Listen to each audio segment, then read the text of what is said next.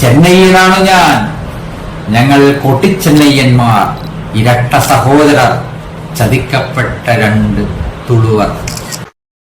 യക്ഷഗാനത്തിന്റെ ഈ തലക്കെട്ട് സ്വീകാര്യമാവുന്ന ഒരവസ്ഥ കാസർഗോട്ടെ മലയാളി മനസ്സിലേക്ക് വരുന്ന കാലത്തിലേക്കുള്ള ഒരു വളർച്ച, അത് കവിയുടെ വളർച്ച കൂടിയാണ്.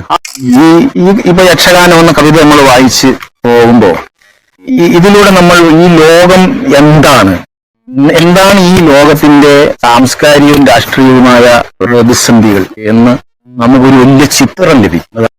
യക്ഷഗാനം സംസ്കാരത്തിന്റെ പ്രതിരോധം തീർക്കുന്ന കവിതയാണ്. ഈ യക്ഷഗാനത്തിന് ഇങ്ങനെ ഒരു ഒരു ഒരു ഇതുണ്ട് എന്നുള്ളത് ഞാൻ ഈ കവിത വായിച്ചപ്പോഴാണ് മനസ്സിലായിട്ടാ.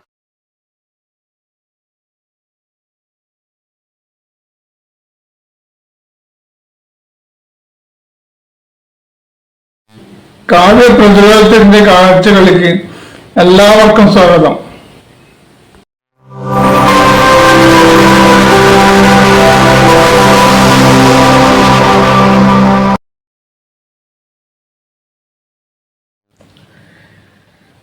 മഞ്ഞിന്റെ മനോഹര പോരാട്ടവീര്യവും അതിജീവന ശ്രമങ്ങളും സമ്പുഷ്ടമാക്കിയ തുളുനാടൻ സംസ്കൃതിയെ മലയാള സാഹിത്യ ചരിത്രത്തിൽ അടയാളപ്പെടുത്തുകയാണ് സാംസ്കാരിക പ്രവർത്തകനും അഭിഭാഷകനുമായ കവി രാധാകൃഷ്ണൻ പെരുമ്പള യക്ഷഗാനം എന്ന കാവ്യ സമാഹാരത്തിലൂടെ.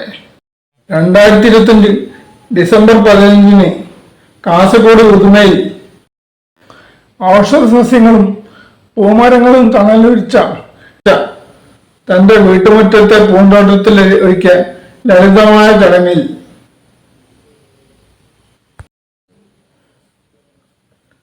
പ്രശസ്ത എഴുത്തുകാരനും ഡോക്യുമെന്ററി സംവിധായകനും സാമൂഹിക സാംസ്കാരിക പ്രവർത്തകനുമായ പ്രൊഫസർ M.A. റഹ്മാനാണ് യക്ഷഗാനം കവിതാ സമാഹാരം പ്രകാശനം ചെയ്തത്. നമുക്കിനി ആ ചടങ്ങിന്റെ കാഴ്ചകളിലേക്ക് പോകാം. പ്രിയ സുഹൃത്തുക്കളെ, ഗുരുജനങ്ങളെ,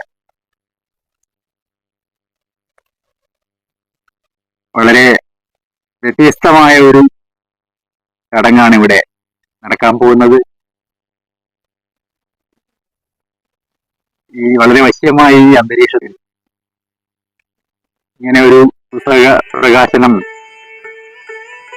നടക്കുന്നതിലുള്ള ഒരു വല്ലാത്ത ഒരു മാനസികാവസ്ഥ ഉണ്ട്. ആദ്യമായിട്ട് ഞാൻ റഹ്മാൻ മാഷിക്ക് നന്ദി പറയുക. എൻ്റെ പുസ്തക പ്രകാശനമാണ്, 8ാമത്തെ പുസ്തകമാണ് എൻ്റെ. നിങ്ങൾ കാസർഗോഡിന്റെ ഒരു അവസ്ഥ ആലോചിച്ച് നോക്കൂ. യക്ഷഗാനത്തിന്റെ ഈ തലക്കെട്ട് സ്വീകാര്യമാവുന്ന ഒരവസ്ഥ കാസർഗോട്ടെ മലയാളി മനസ്സിലേക്ക് വരുന്ന കാലത്തിലേക്കുള്ള ഒരു വളർച്ച, അത് കവിയുടെ വളർച്ച കൂടിയാണ്. ആ വളർച്ചയെല്ലാം ഇതിനകത്തുണ്ട്. ഇതിലെ യക്ഷഗാനത്തിൽ എന്ന കവിത ഞാൻ നോക്കിയപ്പോൾ കോട്ടിച്ചെയ്യന്മാർ എന്ന ആ ഒരു നാടോടി കഥാപാരമ്പര്യമുണ്ട്, ഒരു വീരകഥാ പാരമ്പര്യമാണ്. അത് ഏതിൻ്റെതാണ് ആ പാരമ്പര്യം? അത് തുളു എന്ന് പറയുന്ന പഴയ രാഷ്ട്രത്തിൻ്റെതാണ്. അതിലേക്ക് പോകാൻ 7 പുസ്തകം അദ്ദേഹം എഴുതേണ്ടി വന്നു. ആ വളർച്ച വലിയ കാര്യമാണ്. അതൊരു വലിയ സന്ദേശമാണ് നമുക്ക് തരുന്നത്. കുഞ്ഞിരാമൻ നായർ കേരളത്തിൽ നിന്ന് മലയാളം കവിതയിലേക്ക് വരുന്നത് കാഞ്ഞങ്ങാട് നിന്ന് മാത്രമല്ല, അദ്ദേഹം ഇവിടെ നിന്ന് നേരെ സ്ഥലം വിട്ടു. എവിടത്തേക്കാ? പട്ടാമ്പിയിലേക്കും തഞ്ചാവൂരിലേക്കും. അവിടെ നിന്നാണ് അദ്ദേഹം വലിയ കവിയായി വന്നത്. അപ്പോൾ കാസർഗോഡിൻ്റെ ഒരു ദുരിതം എന്ന് പറയുന്നത് നിങ്ങളെ അംഗീകരിക്കാൻ വലിയ പ്രയാസമാണെന്നുള്ളതാണ്. ആ അംഗീകാരത്തെ നേടിയെടുക്കാൻ വേണ്ടി എടുക്കുന്ന ഓരോ യുദ്ധങ്ങളാണ് ഓരോ കവിയുടെയും ഓരോ പുസ്തകങ്ങളും. അത് തീർച്ചയായും 7 ഭാഷയുണ്ടെന്ന് പറഞ്ഞിട്ട് നമ്മൾ വലിയ അഹങ്കാരം പറഞ്ഞുകൊണ്ട് കാര്യമില്ല. ഇപ്പോൾ മഞ്ചേശ്വരം ഗോവിന്ദപ്പൈ പോലുള്ള ഒരു കവി ഇവിടെ ഉണ്ടായിരുന്നു. 22 ഭാഷ അറിയാം അദ്ദേഹത്തിന്. പക്ഷേ അദ്ദേഹം എഴുതിയ പുസ്തകങ്ങളിൽ ആന്ത്രോപോളജി ഉണ്ട്, ഹിന്ദു സമൂഹത്തെക്കുറിച്ചുള്ള മിത്തോളജികളുണ്ട്, ക്രിസ്ത്യാനിറ്റിയെക്കുറിച്ചുണ്ട്, ഇസ്ലാമിനെ കുറിച്ചുണ്ട്. നമ്മുടെ കേസരി ബാലകൃഷ്ണ പോലുള്ള ഒരാളാണ്. പക്ഷേ അദ്ദേഹത്തെ നമ്മളിൽ എത്ര പേർക്ക് അറിയാം? അതിനുള്ളൊരു സ്റ്റഡി സെൻറ്റർ പോലുള്ള എന്തെങ്കിലും കാര്യം കാസർഗോഡുണ്ടോ? ഇല്ല. അതാണ് ഞാൻ പറഞ്ഞത്, കാസർഗോഡ് ഒരു പ്രത്യേക രാഷ്ട്രമാണ്. ആ രാഷ്ട്രത്തിൻ്റെ അകത്ത് നിന്ന് സഫർ ചെയ്യുന്ന, അരക്ഷിതരായി കഴിയുന്ന, നിസ്സഹാരായി കഴിയുന്ന കവികളിൽ ഒരാളാണ് യക്ഷഗാനം എഴുതിയ രാധാകൃഷ്ണൻ എന്ന് മാത്രം അവതരിപ്പിച്ചുകൊണ്ട് ആ കവിക്ക് കൂടുതൽ കൂടുതൽ മുന്നോട്ട് പോകാൻ കഴിയട്ടെ എന്ന് പ്രാർത്ഥിച്ചുകൊണ്ട് ഞാൻ എൻ്റെ വാക്കുകൾ അവസാനിക്കുന്നു. എൻ്റെ ഒരു പുതിയ കവിതാ സമാഹാരം ഹരിതം ബുക്സാണ് അത് പ്രസിദ്ധീകരിച്ചിട്ടുള്ളത്. എൻ്റെ ഈ യക്ഷഗാനം എന്നുള്ള ഈ കവിതാ സമാഹാരത്തിൽ ആദ്യത്തെ കവിതയായിട്ട് തന്നെ യക്ഷഗാനം എന്ന കവിത ചേർത്തിട്ടുണ്ട്. അത് ഞാൻ ഇവിടെ വായിക്കുകയാണ്. യക്ഷഗാനം. അന്നത്തെ രാത്രി പ്രാരംഭ സഭാലക്ഷണം അവസാനിക്കേ ചടുലതാളത്തിലരങ്ങിലെത്തി നായകൻ നർത്തനവാടി വലം വെച്ച് നിവർന്നു നിന്ന് അഭിമാനിയായി രംഗസൂത്രധാരണാം ഗായകനോടായി സ്വയം അവതരിപ്പിച്ചുര ചെയ്തു. ചെന്നൈയനാണ് ഞാൻ, ഞങ്ങൾ കൊട്ടിച്ചെന്നയ്യന്മാർ, ഇരട്ട സഹോദരർ, ചതിക്കപ്പെട്ട രണ്ട് തുളുവർ. ചെന്നയ്യനാണ് ഞാൻ, ഞങ്ങൾ കൊട്ടിച്ചെന്നയ്യന്മാർ, ഇരട്ട സഹോദരർ, ചതിക്കപ്പെട്ട രണ്ട് തുളുവർ. തുളുവത്തിയാം അമ്മയുടെ ഇരട്ടപെറ്റ മക്കൾ ഞങ്ങൾ. കൂട്ടിയും ചെന്നയ്യനും പതുമലയിലെ പെരുമാളിന്റെ ജീവൻ രക്ഷിച്ച അമ്മയുടെ മക്കൾ. തുളുവത്തിയാം അമ്മയുടെ ഇരട്ട മക്കൾ ഞങ്ങൾ. കൂട്ടിയും ചെന്നയ്യനും പതുമലയിലെ പെരുമാളിന്റെ ജീവൻ രക്ഷിച്ച അമ്മയുടെ മക്കൾ. ഞങ്ങളെ ശല്യം ചെയ്ത മന്ത്രി മല്ലയ്യ കൊല്ലപ്പെട്ടപ്പോൾ ഞങ്ങൾ രാജ്യം വിട്ടു. പഞ്ചനാട്ടിൽ വെച്ച് പിടിക്കപ്പെട്ട് തുറുങ്കിലായി.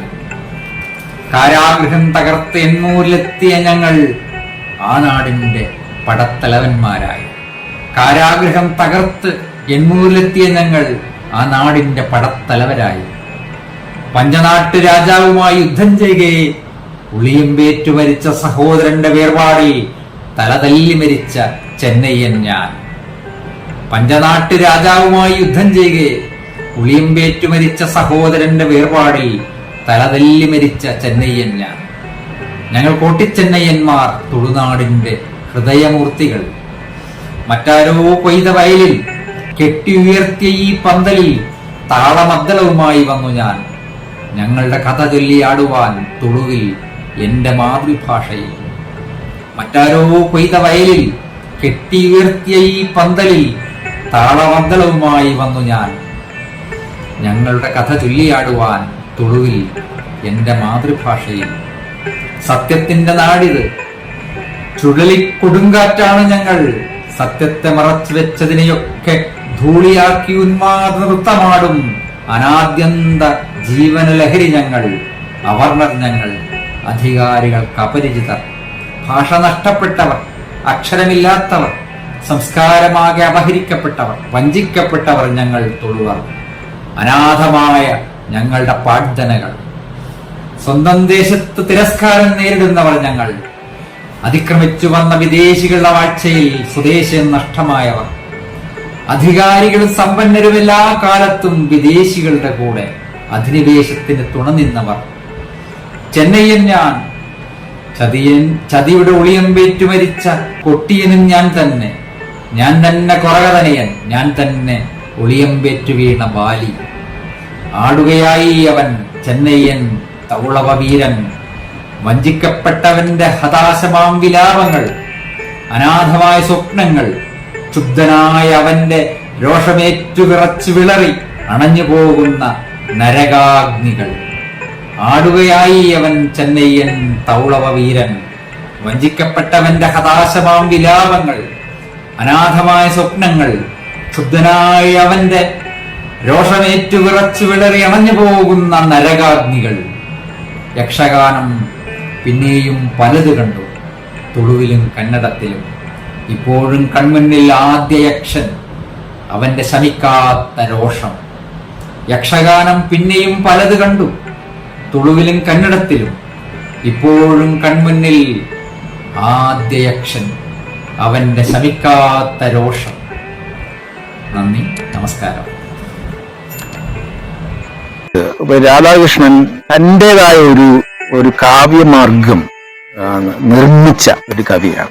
തനിക്ക് താൻ ജീവിക്കുന്ന ലോകത്തോട് വളരെ ജാഗ്രതയോടെ പ്രതികരിക്കുന്ന ഒരു കാവ്യ രീതി രാധാകൃഷ്ണന്റെ രചനകളിലുണ്ട്. രാധാകൃഷ്ണനെ സംബന്ധിച്ചിടത്തോളം കവിത എന്ന് പറയുന്നത് ഒരു രാഷ്ട്രീയ പ്രവർത്തനമാണ്. ഇന്ന് മറ്റ് പല കവികൾക്കും അങ്ങനെ നെഞ്ചിൽ കൈവച്ച് ആത്മാർത്ഥതയോടെ ഇതെന്റെ പോളിറ്റിക്സ് ആണ്. അപ്പൊ ഈ പ്രകാശന ചടങ്ങ് ഇങ്ങനെ ഇവിടെ നടത്തിയതും രാധാകൃഷ്ണന്റെ ഒരു പോളിറ്റിക്സ് ആണ്.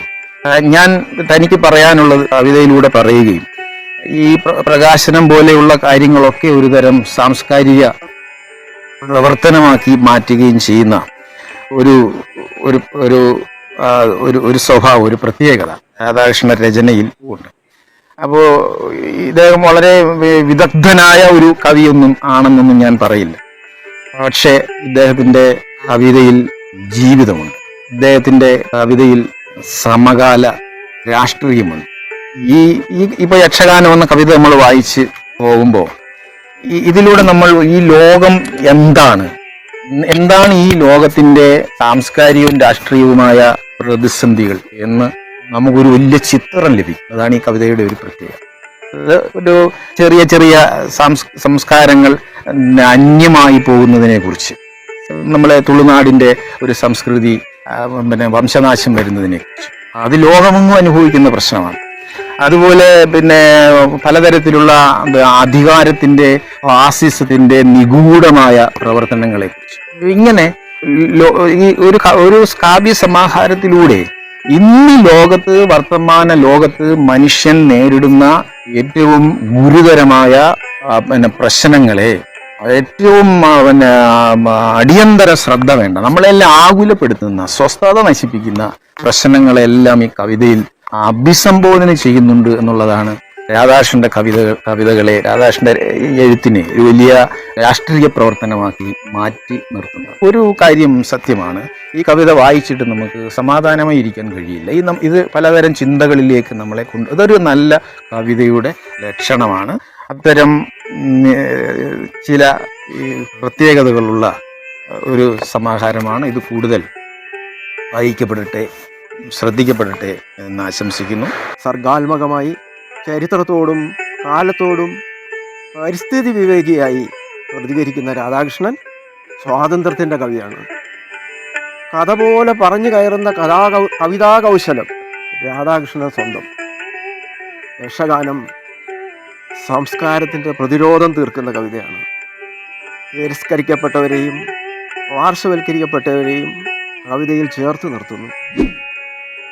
അക്ഷരങ്ങളില്ലാതായി, ഭാഷയും സംസ്കാരവും അപഹരിക്കപ്പെട്ടു.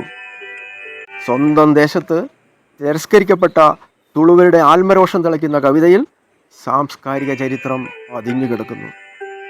ഹൃദയത്തോട് സംവദിക്കുകയും തലച്ചോറിൽ ദൈഷ്ണിക സ്ഫുലിംഗങ്ങൾ ജ്വലിപ്പിക്കുകയും ചെയ്യുന്ന യക്ഷഗാനം കാവ്യലോകം തിരിച്ചറിയട്ടെ എന്ന് ആശംസിക്കുന്നു. യക്ഷഗാനത്തിന് ഇങ്ങനെ ഒരു ഒരു ഒരു ഇതുണ്ട് എന്നുള്ളത് ഞാൻ ഈ കവിത വായിച്ചപ്പോൾ മനസ്സിലാക്കാം.